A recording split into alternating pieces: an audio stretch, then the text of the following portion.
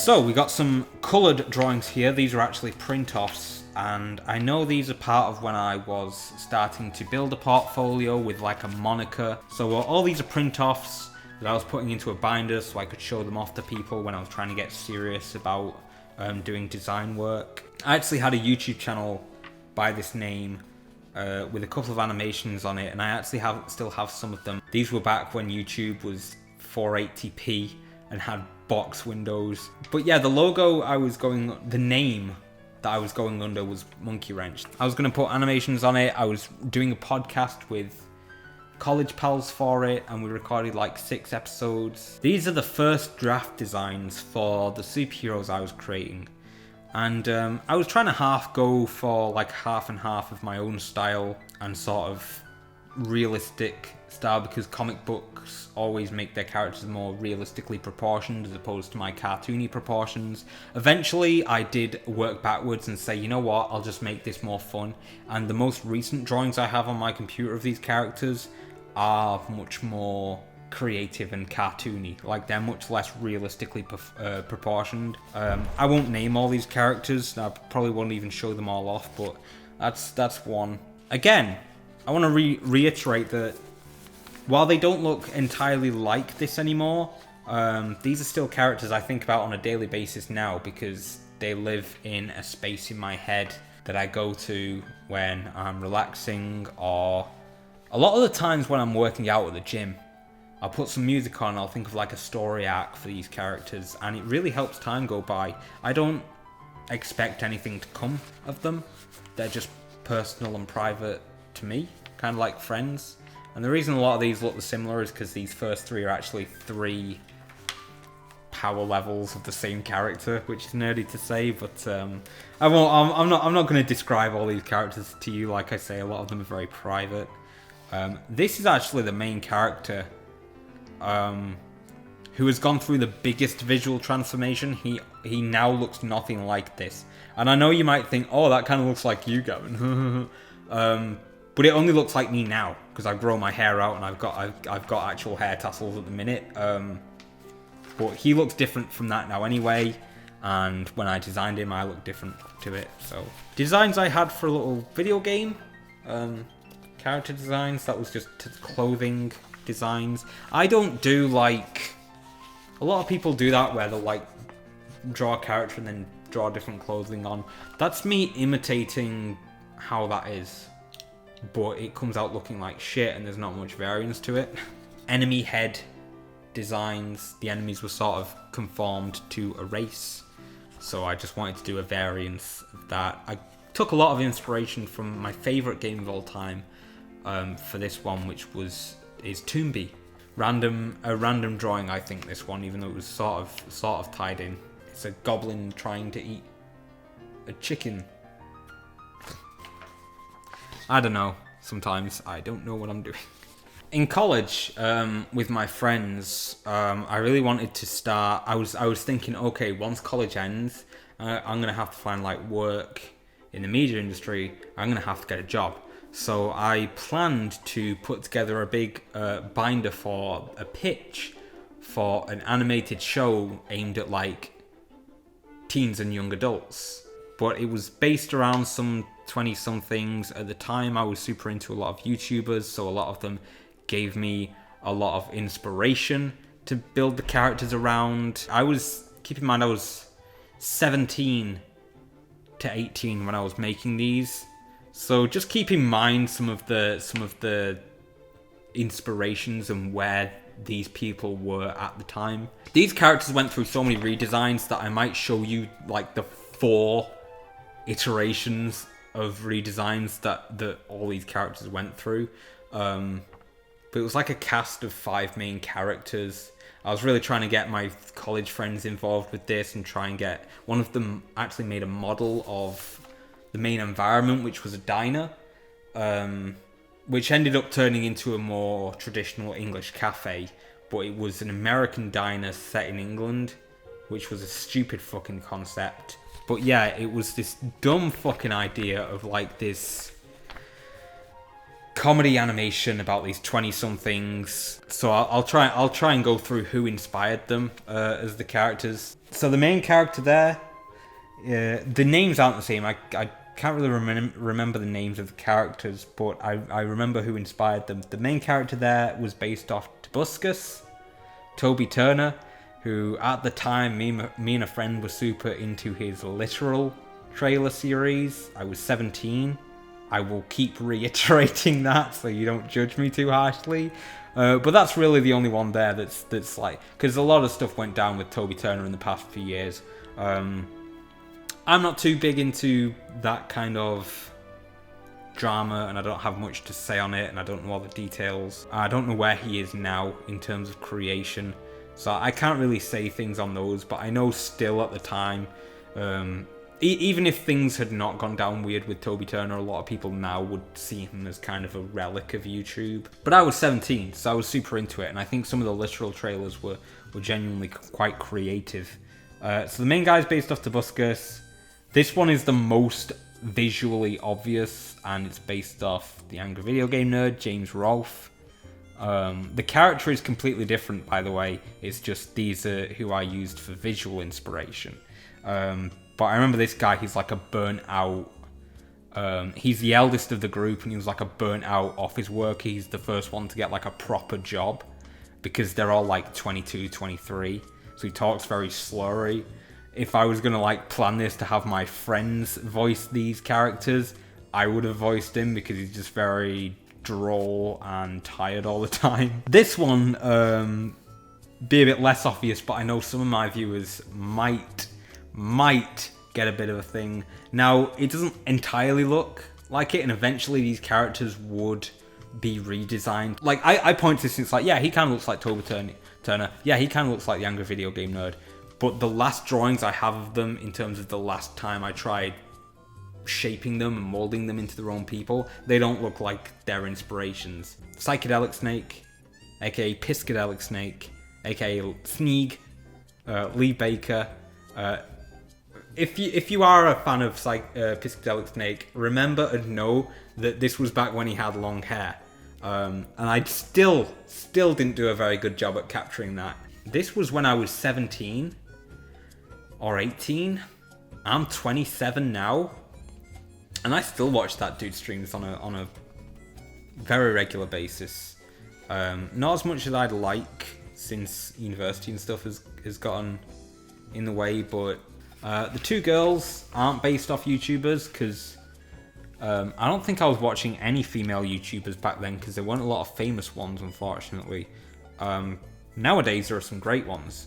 Lindsay Ellis, Jenny Nicholson, but these aren't based off YouTubers, but they're based off females I liked in the entertainment industry. This one is a singer called Sky Sweetnam. She's a Canadian singer. She frontlines a band called Sumo Psycho, who have made some great songs. I especially like their covers of songs like Give It Away and Can't Hold Us. This one, making a return, based off Billie Piper. Yes, the crush did go on for quite some time, if you're coming from my previous video, unboxing video. I remember this pretty much the story, and I want you to keep in mind that this is pre-Big Bang, right? Which I'm not a fan of, but I just want to put that out there because I know it sounds quite similar. This is basically a story of these four are nerdy friends, right? Well, kind of nerdy. They're mostly just like burnt out 20-something slackers. And this is like a high-achieving, very normal person, doesn't make, gross, weird jokes and stuff. Basically, he falls for her, and the story sort of follows her getting pulled into this misfit friends group. So you're instantly going to see or hear similarities between Big Bang Theory, but I want you to know that at the very least, it was before I'd watched Big Bang Theory at all, let alone before Big Bang Theory was even a thing. I think it was, actually, because I think I was 17 10 years ago, and Big Bang Theory has been going since hell opened up, apparently. My camera batteries are dying at the speed of light for some reason tonight, so I'll try and get through the rest of these. and just show you some of the work I thought might get me work. And I'm looking at these and realizing how fucking amateur they look. This was the concept for actually a film, a family-friendly film, which I still really like the concept for. And again, these characters went through major redesigns. Albert and Jack. It was about an albatross and a jackrabbit. The albatross is he lives on a California beach with a ton of other albatross. And they're just beach bums, they love it, and he's quite an adventurer and a scavenger, he loves finding things, but he's also kind of a loser, and he always comes back to all the other albatrosses, and tells them a bunch of porkies about how much of a big adventurer he is, and nobody believes him. This jackalope, the mythical jackalope, the rabbit with antlers, meanwhile is getting chased by hunters. Anyway, one day while out exploring, this albatross and this jackalope cross paths. And in order to prove that he's not a big fat liar and he does have adventures, the albatross, it was a bit more involved than this, but I can't remember the details exactly because I haven't thought about it for years. But the albatross helps get the jackalope back home to his family. I don't remember all the details, but I did like the concept, and I still do. I'm just going to be honest. I think it would make a good kids film. I drew these before they put official Lego Back to the Future out, and I would have sued, quite frankly, because they stole my design. I'm joking. I'm not the first to come up with the idea for Lego Back to the Future, obviously, and my designs are shitty compared to the official ones that came out. At the time, I was just drawing a lot of Lego figurines. It was a little hobby of mine. I loved it. My favourite thing about these characters is the Jennifer one, because not only is she the most high res, but she's holding a prop of the fax that says, "You're fired," which I think is a nice little touch. I was also trying to avoid using black line art, because that was something else I just thought was making my stuff look a bit stale. This was one of the best feedbacks I got on any piece of artwork I did online, wherever I posted it, all the multiple platforms I had for art. Just a little crossover fan tribute thing. It's crossover of Doctor Who, Bill and Ted, and Back to the Future, and it's Hitchhiker's Guide to the Galaxy.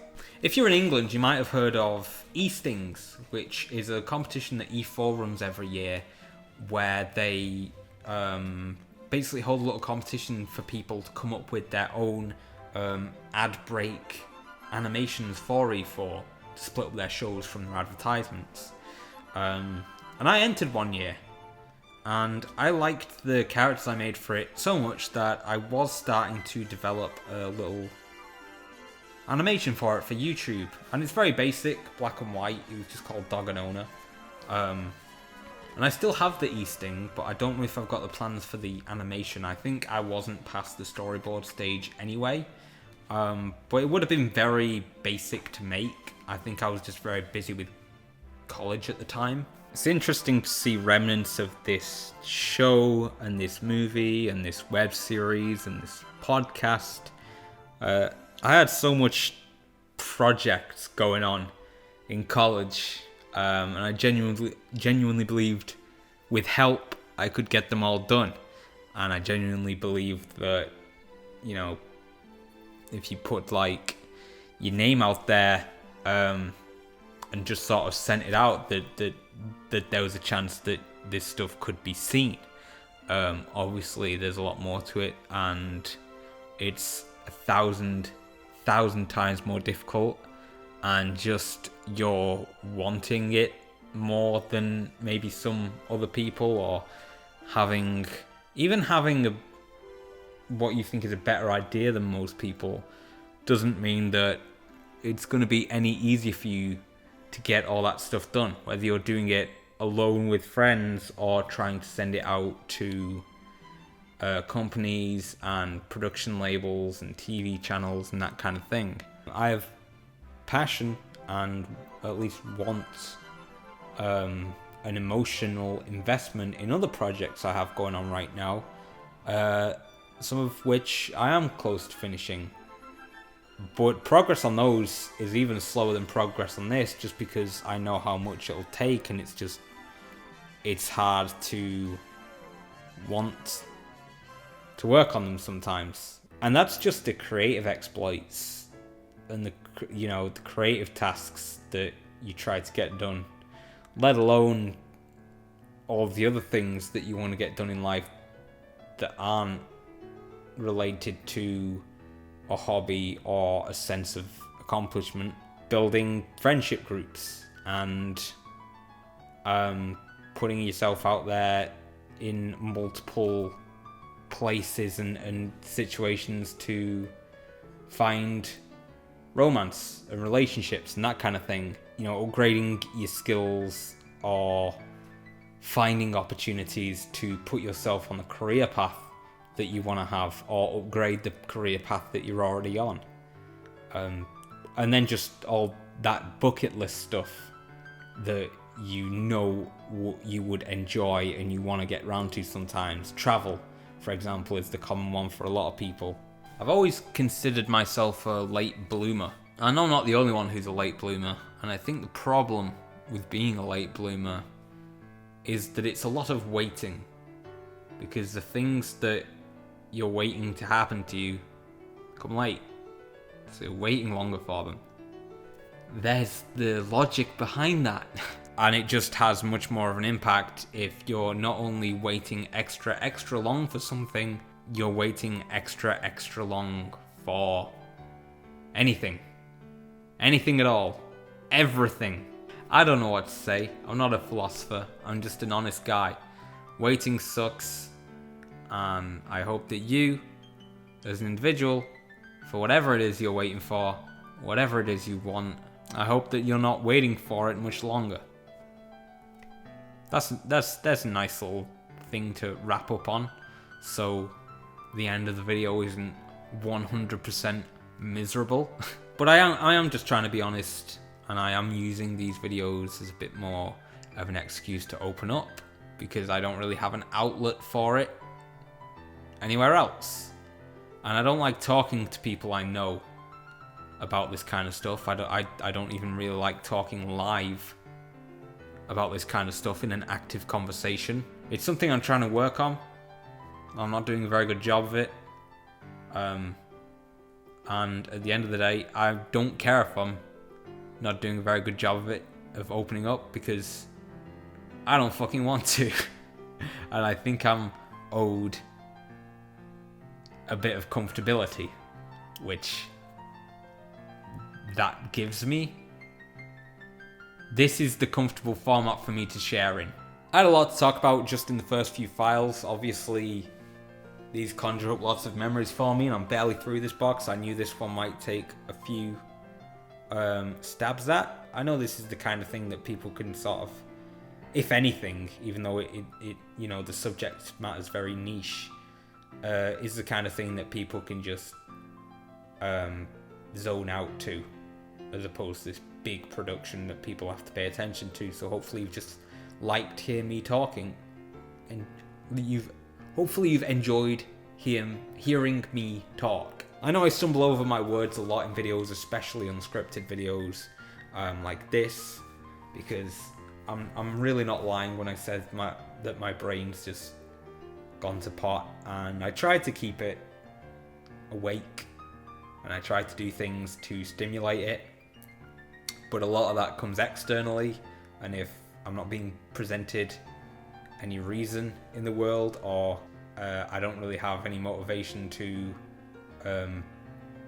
apply my creative exploits to anything, then my brain gets kind of fucking dead. I can't believe I just did that in that specific sentence. So thanks for watching. That's pretty much all I have to say on this one, and I'm running out of time anyway. I'll see you in the next one I make of these.